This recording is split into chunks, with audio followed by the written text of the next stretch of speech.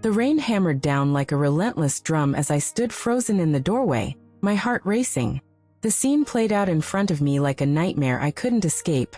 My wife, Jessica, eyes filled with hurt and confusion, being forced out of our home by Mark, my closest friend. Each raindrop mirrored the tears that threatened to spill from my eyes. The reality of betrayal crashing down on me like an untamed storm. My name is Daniel Mercer, 38 years old, a structural engineer specializing in risk analysis. I've dedicated my career to understanding integrity, both in buildings and relationships. Yet here I was, grappling with the crumbling facade of my marriage. The very stability I had built being dismantled right before my eyes. The rain intensified, soaking everything, just as my heart felt drenched in despair. Betrayal hides in the shadows, but the storm brings clarity. The mantra echoed in my mind, a thought I had shared with a colleague during difficult times. Perhaps embracing the chaos of this moment could lead me to the truth I desperately sought. I masked my anger as I analyzed the scene, methodically observing every detail, every fracture in the relationship I thought was solid. Mark stood there, asserting his presence as if he were entitled to invade my sanctuary. Jessica's expression of pain and confusion twisted my heart further. I couldn't comprehend how everything I had valued was reduced to this moment. The whispers of the wind seemed to cast judgment upon me, urging me to take action. I turned away from the unfolding tragedy, retreating into the confines of my mind. This was no longer about grief. It was about strategy. I recalled the processes I used in my engineering projects. Assess the damage, understand the structure, then develop a reliable plan. I had to approach this like any architectural challenge, dissecting every angle, every hidden fracture that had led us here. A sense of urgency propelled me forward. I stepped inside, brushing aside memories that haunted me. The walls of my home trembled, imprinting the betrayal that had shattered my trust. Yet beneath the pain, I felt a rising determination, a fierce need for clarity amid turmoil. The storm outside raged on, a relentless reminder that within every tempest lies a chance for insight. I could sense the shift, the quiet preparation for what was to come. I was not a mere victim. I would reclaim my narrative and craft a path forward. I steadied myself, ready to document and confront the truth. I could hear the call of resilience deep within me, a reminder that I was still the architect of my life. With each passing moment, I readied myself for the confrontation that awaited. The thunder echoed in the distance, igniting my resolve. I would rise from the ashes of betrayal, determined to design a new foundation, one built on clarity and strength. As I stood in the uproar of the storm, memories flooded my mind. Flashbacks of laughter and intimacy washed over me like distant echoes. Family gatherings where Jessica's glowing smile lit up the room. Moments when her hand in mine felt like a promise of forever. But beneath those glittering memories lay an intricate web of unspoken discontent. I recalled our early years, filled with optimism and shared dreams. We had built a life on a foundation of love and trust, or so I thought. Yet, as the years passed, my relentless focus on work began to overshadow her needs. There were late nights filled with drafting plans and blueprints, while she waited at home, her patience fraying like old fabric. Each late-night phone call from the office chipped away at the steel structure of our marriage. I remember a dinner a few months ago, one of our many attempts to reconnect. Jessica had looked across the table with an expression I struggled to decipher, a mixture of longing and despair. "I feel like I'm losing you, Daniel," she said softly. I brushed it off, my gaze fixed on the cold, uneaten steak, thinking she was merely reacting to my busy schedule. How could I have missed the signs? In that moment, an unsettling thought crept in. Had I become so engrossed in my role as an engineer that I failed to nurture my own life? I dissected our conversations, replaying them in my mind. Small dismissals turned into significant insights. Jessica's growing distance was like the minute cracks in a structure, often overlooked until they culminate in a catastrophic collapse. This realization ignited a fire within me. It was a call to analyze the architecture of my relationships. I remembered Mark, my now former friend, whom I had shared countless projects with. His easy demeanor had always belied a deeper dissatisfaction in his own marriage. Perhaps I had missed how he had tried to bridge the gaps in our lives, gravitating toward Jessica as she sought comfort in shared frustrations. And then there was Maggie Lynn, Jessica's friend, often the catalyst igniting hidden discontent with our marriage. I recalled the time they had lunch together, Maggie's words echoing through the air like a lethal instrument. "You deserve to be happy, Jess. Why hold on to someone who doesn't see you?" How naive I had been to dismiss the influence of her voice in Jessica's growing discontent. As I stood there in the pouring rain, my analytical mind ran through these observations like a project audit. I dissected the dynamics at play. The patterns of avoidance and emotional distance were clear, painted across the canvas of our shared history. I was the engineer who had failed to notice the design flaws in the very structure of my happiness. The storm outside was relentless, yet within it, I found a determined clarity, a mental schematic unfurling within me, laying out all that had transpired. I knew I had to sort through this mess and the tangled emotions entwined with the reality of my relationships. Yes, I was successful in my career, but what was the cost? I felt like a neglected structure. Once robust, now exposed to the elements, suffering from neglect while the world rushed by unaware. Instead of holding strong against the rains, I had allowed the very essence of my life to erode. I began to picture how I could rebuild, not just my marriage, but my understanding of love and connection. This storm, with all its fury, was a turning point. I wouldn't just react. I would dissect the failure and discover its root causes. I needed both to confront Jessica and to understand how I had contributed to this decay. The memories blended like the dark clouds above, swirling with emotion. I would gather evidence of intent, begin to observe interactions, document conversations like I would analyze the structural integrity of a building. With renewed focus, I took a mental inventory, ready to face the truth of our disintegrating bond. Jessica, Mark, Maggie. I needed to assess their roles in this chaotic construction, how they all contributed to the shattering foundations of my life. Time was short, and I felt urgency pulling me toward action. Clarity and strategy would lead the way as I prepared for the uncharted path that lay ahead. The storm raged on, but amid the tempest, I formed a plan.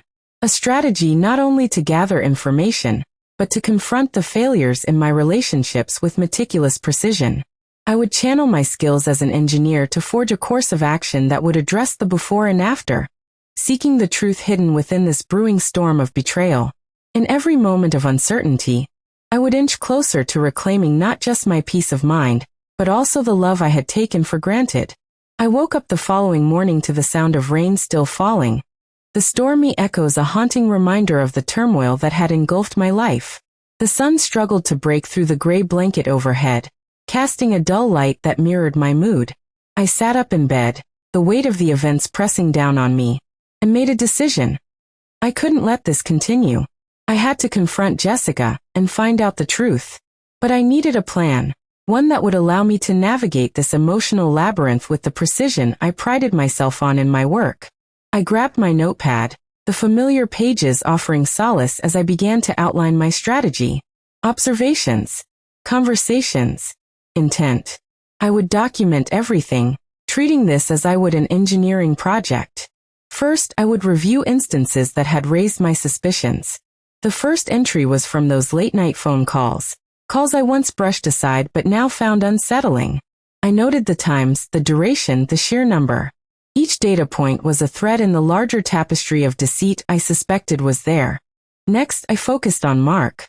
How had he slipped into this unwelcomed role? I recalled times when he had been more than a friend to Jessica, moments I had dismissed as harmless banter. Laughter shared over dinner, secretive smiles exchanged during game nights. They now felt like landmines I had wandered across blindly. I would need to confront him as well, to dissect the foundation of our friendship that had crumbled into betrayal. Finally, Maggie. My suspicions grew sharper as I recalled her dismissive comments about our relationship. "You deserve to be happy, Jess," she had said, her voice reverberating in my mind like a lie I was suddenly keen to rewrite. I wondered what role she played in Jessica's unhappiness, or if she was simply a catalyst igniting an already smoldering discontent. Once I had laid the groundwork, I turned my focus to the next phase of my plan, the confrontation. I couldn't let mere suspicion guide me. I needed hard evidence. a framework that Jessica would struggle to deny. It had to be logical, clear, a blueprint that even she would understand. Questions formed in my mind.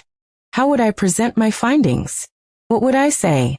I considered the approach carefully. I would invite her to talk at a neutral location, a cafe perhaps, somewhere outside the domestic chaos where we might communicate without the weight of our home pressing down on us. It would be essential to keep the conversation calm, allowing space for her to articulate her side without feeling cornered. A foundation of logic would serve as the scaffolding for our discussion, but I knew I had to tread lightly. As I walked through the empty halls of our house, I could feel an insidious shroud of silence hanging in the air. It was eerie how familiar these rooms felt, empty yet crowded with unresolved tensions. I pictured Jessica's face during our discussions, her vulnerability laced with the tension of unresolved issues, and I prepared myself emotionally for the path ahead. I could almost hear my own heartbeat. This confrontation would be pivotal. If I didn't approach it with precision, I risked deepening the divide or pushing her further away. I needed to understand her perspective, to rebuild trust where I had allowed complacency to fracture it. The day of the meeting arrived. I chose the cafe, a quaint little place downtown, with muted lighting and the scent of freshly brewed coffee swirling around us. As I sat at the table, I absent-mindedly traced patterns on the napkin, anxiety bubbling beneath my facade of calm. And then there she was. Jessica walked in, looking beautiful yet fragile, the raindrops still beating softly on her coat. Our eyes met, and a shudder of familiar longing coursed through me. But beneath that, there was pain, a raw wound that neither of us could ignore. "Hey," she said softly, taking a seat. I could sense apprehension in her voice, and for a moment, it felt like stepping onto the precipice of a cliff, ready to dive into the unknown. "Thanks for coming," I replied, attempting to sound more confident than I felt. The weight of this conversation bore down heavily, thickening the air between us. "Daniel, it's been a lot lately," she said, her voice trembling as she looked away, unable to meet my gaze. I could feel my resolve strengthen. This was the moment I had prepared for. "I know it has," I started, trying to navigate the emotional landscape before us. "I wanted to talk because I've noticed changes between us and with Mark, with Maggie, and I don't want to let assumptions drive us apart. I want to know the truth." At the mention of Mark's name, she flinched, and I noticed her throat tighten. "It's not just them," she said. "Mark and I talked, more than just friends sometimes. When I felt vulnerable, he reached out, and I guess I leaned into that. It was easier than trying to reach you across the chasm that had formed." A cold dread swept through me. I felt like I was standing on the edge of a crumbling precipice, teetering over a void I had created. "Did anything happen between you two?" I asked, my voice trembling at the thought. Jessica met my gaze, her eyes swirling with regret. "No, nothing physical. I swear. But there were moments, flirting, tension, moments I felt alive again." She paused, tears spilling down her cheeks. "But they only made me more aware of how much I missed you and how far apart we had grown."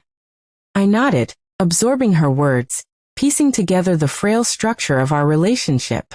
Mark had been a bandage, a temporary fix to a wound I had allowed to fester. And Maggie, she let out a small, humorless laugh, always pushing me to think differently, to seek happiness, no matter the cost. Her words weighed on me. She didn't know how deeply I was hurting, and her encouragement made me question everything. The weight of responsibility settled heavier on my shoulders.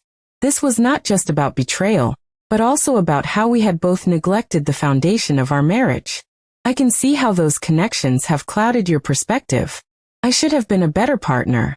I should have noticed sooner." As we spoke, I felt the dam breaking, walls that had once encased us slowly crumbling. "There's something I need to tell you," I said cautiously. "It goes both ways. I haven't been honest with myself or with you." Her curiosity piqued and I carried on. "I've been so focused on my work and the idea of providing that I lost sight of you and us. I had moments of guilt, moments I questioned if I was neglecting you.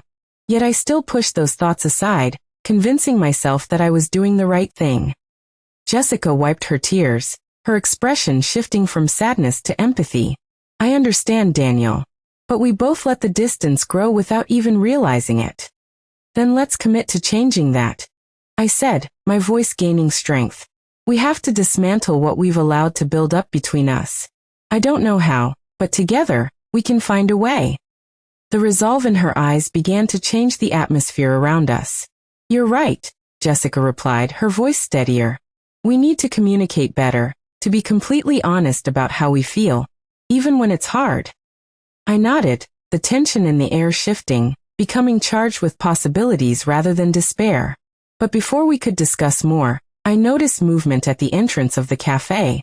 Mark stepped inside, shaking off the rainwater. My gut twisted, and tension crackled between us like static electricity.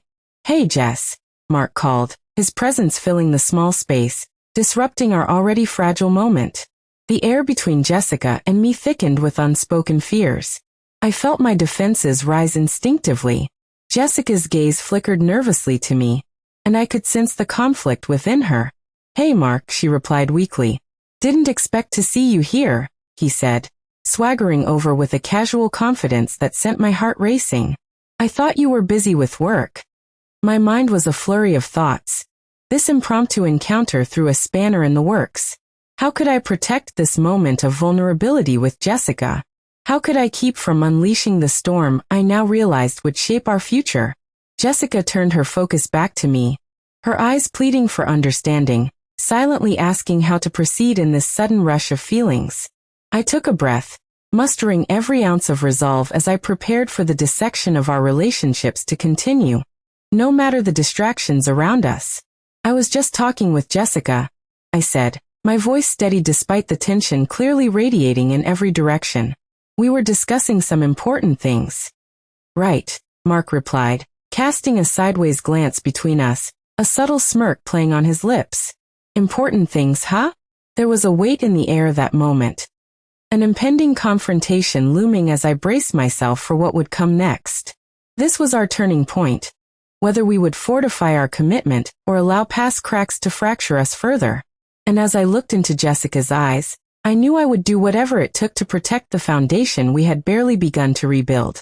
Mark leaned casually against the table, an air of nonchalance veiling the tension that radiated off Jessica and me.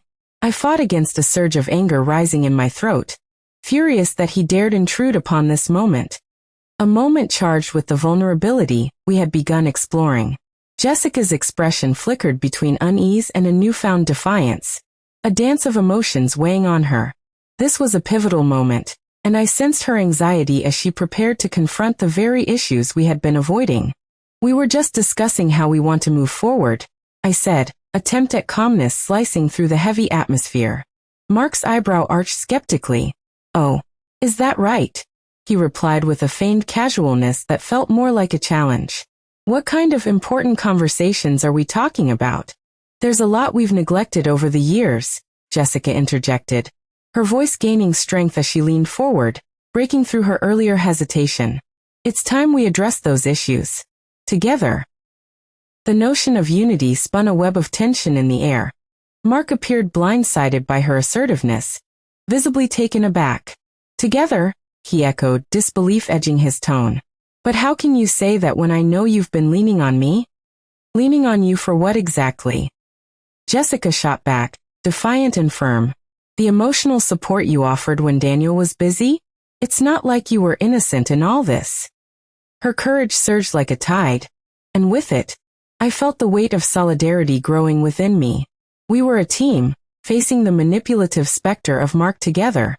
The ambience of the cafe seemed to shift, the noise of other patrons fading into mere background chatter, as the true confrontation took center stage.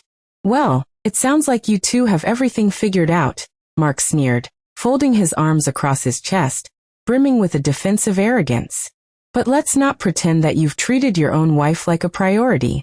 I was just a friend when she needed one. Maybe if you'd shown up more often, this wouldn't have happened. His words slashed through the air, igniting a torrent within me. Raw emotions battled for dominance, rage, guilt, confusion. But I knew this was a moment where clarity had to prevail. This isn't a blame game, Mark, I countered, feeling my determination surface. You played your part here too. Jessica squeezed my hand under the table as if to fortify my resolve. This is about facing our truths, she asserted, her gaze unwavering against Mark's strong demeanor.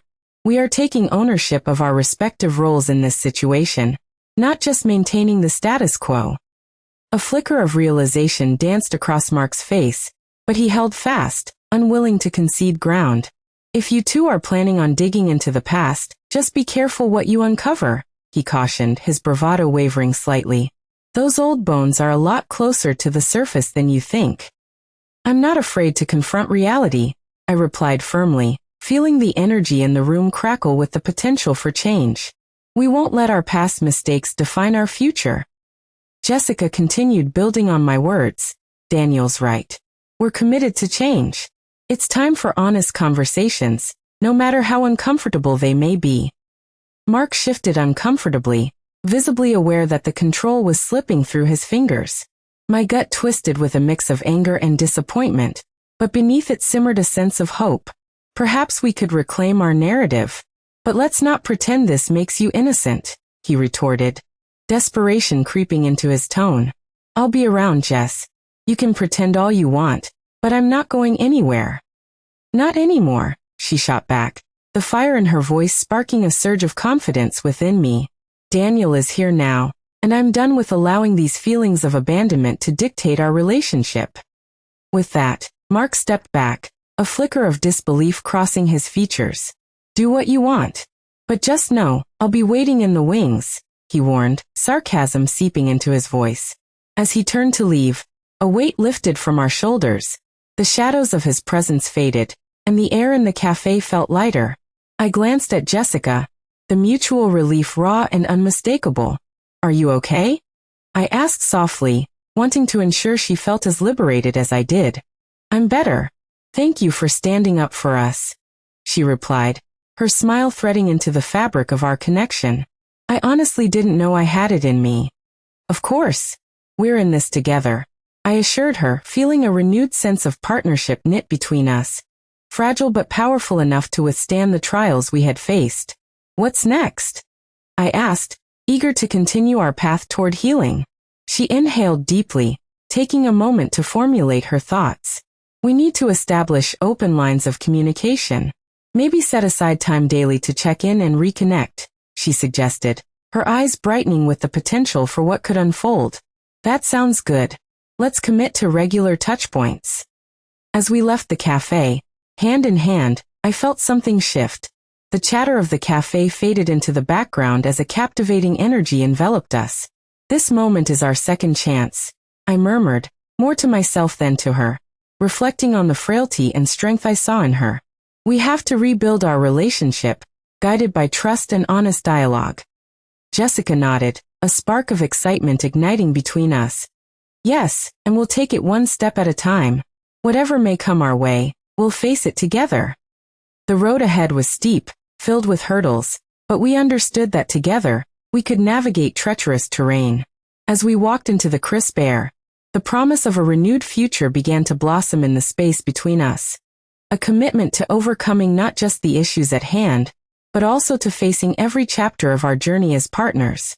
Hand in hand, we embraced the challenge, ready to lay down a foundation based on love, resilience, and unwavering support.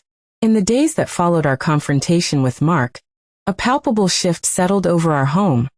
The air felt lighter, infused with a resolute spirit that we hadn't experienced in years. I awoke every morning feeling a mix of nervousness and anticipation, knowing it was time to put our commitment into action. We had set our plan in motion, daily check-ins. The idea was simple but powerful, scheduled moments just for us, a window to share our thoughts, fears, and victories as we navigated this new chapter. I would often look over at Jessica, caught in her moments of introspection, her brow furrowed, deep in thought, readying herself to open up. Are we really going to do this every day?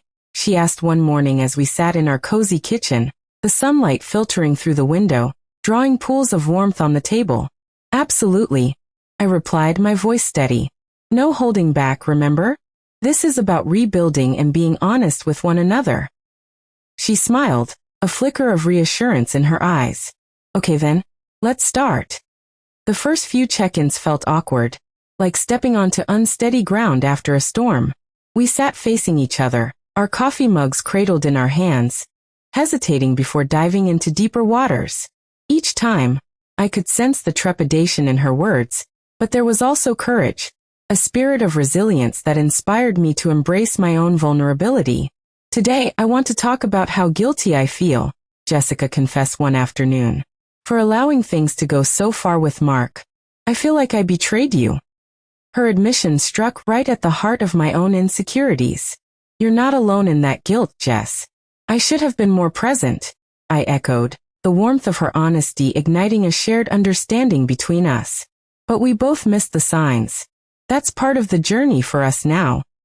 Through our conversations, I felt the threads of connection between us slowly, gradually strengthening. There were still moments of tension, when old resentments surfaced, whispering doubts threatening to pull us back into the shadows of our previous disconnection. But more often than not, these honest exchanges brought clarity. They offered a sense of hope that had been absent for too long. One afternoon, I noticed Jessica fidgeting with her cup, her gaze locked onto the dancing steam rising from it. "What's on your mind?" I asked gently, sensing something deeper lurking beneath her surface. "I've been thinking, maybe after everything that happened, we should find a way to revisit some of the things we used to love doing together," she mused. "We could try to reignite the spark we lost, like hiking or visiting that art exhibit we always talked about but never made happen." My heart swelled at her suggestion. "I love that idea. We should start making plans. Let's rediscover those things that brought us joy."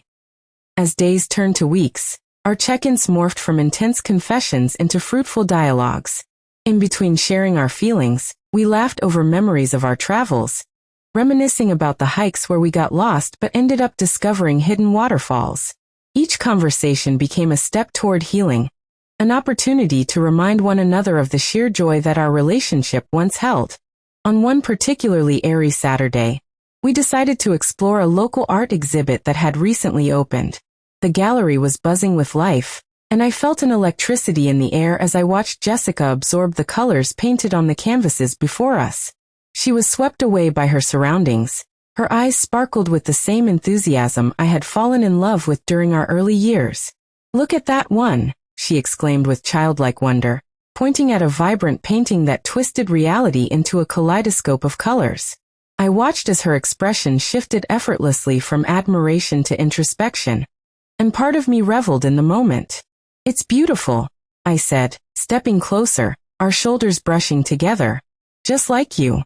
Jessica turned to me, a soft blush blooming across her cheeks. There was something transformative about that moment, rooted in our shared commitment to rediscovering each other. We left the gallery that day, our hearts full. "Let's make a pact to do things like this more often," I suggested, fueled by the joy that seemed to radiate from her. "Definitely," she agreed, a beaming smile illuminating her face. "I feel alive again, Daniel." In the weeks that followed, we made a conscious effort to experience life together, to remind each other of the love that first ignited our connection. We tried new restaurants, attended music festivals, and even signed up for a cooking class, stumbling through missteps and laughter as we created culinary chaos. Yet, amidst all the joy, there were still moments when the past threatened to resurface. One such evening, while we were enjoying a dinner I'd attempted to cook, I inadvertently made a comment that echoed past resentments.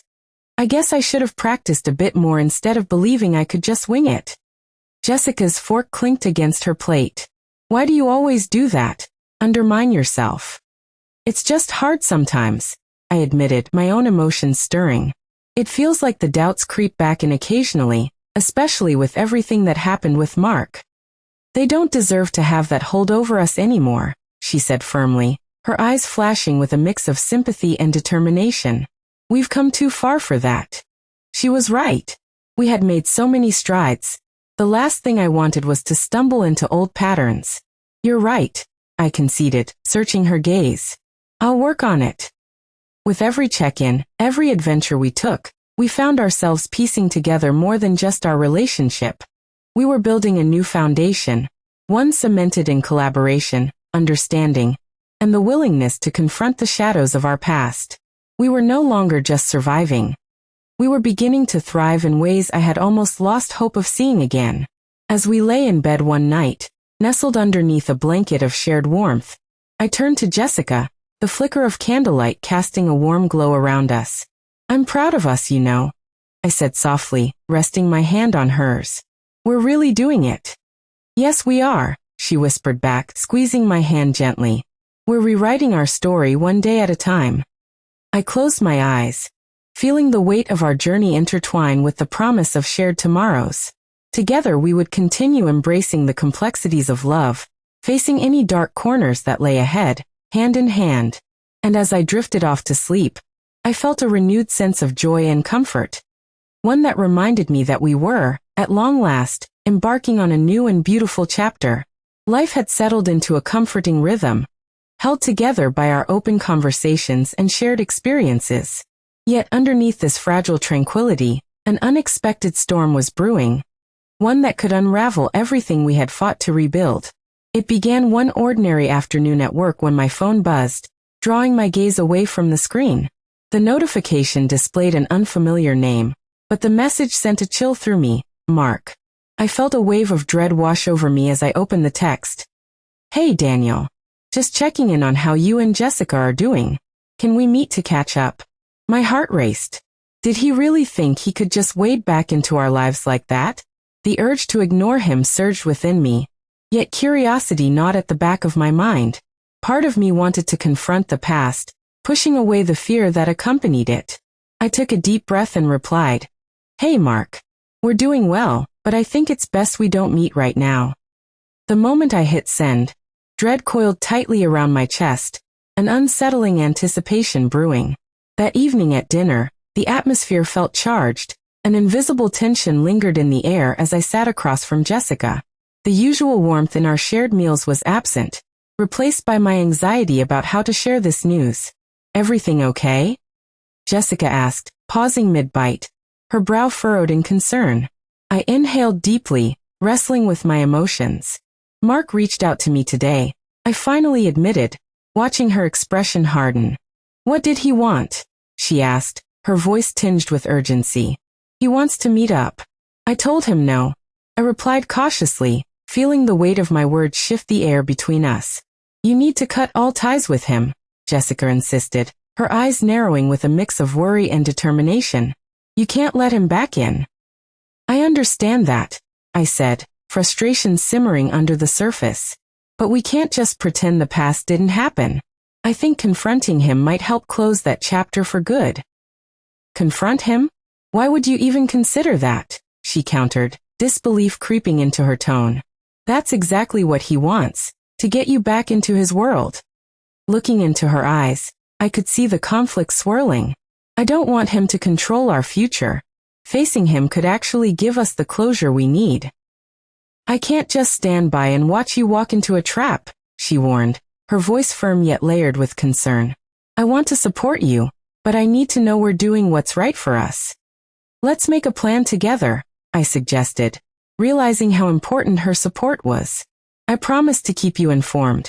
If anything feels off, we'll leave immediately together." The silence that followed felt thick. I could feel her hesitations, yet there was a fire in her eyes that spoke of a willingness to understand. "I just want to be sure you're putting us first. It's terrifying knowing Mark is still trying to maneuver into our lives." "Please believe me," I urged, raising my hand to cup hers, squeezing gently.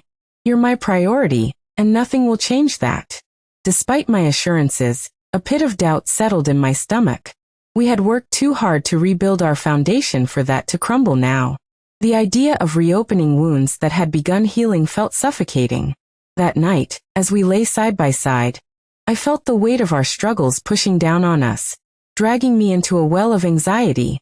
Yet through the shadows, a flicker of hope ignited. We had made it through so much together, and this challenge would indeed be no different. I closed my eyes, fighting off the encroaching fears, reminding myself of our journey. Tomorrow, I would confront Mark, not as an invitation to chaos, but as a step toward declaring our future free from his influence. I had to show Jessica that I was committed to her, to us. Together, we would continue standing strong against the specter of the past, prepared to face whatever lay ahead. With Jessica beside me, I felt a sense of courage, It was clear that while we could acknowledge the dark corners of our history, we were actively rewriting our narrative, steering it toward a bright, shared future.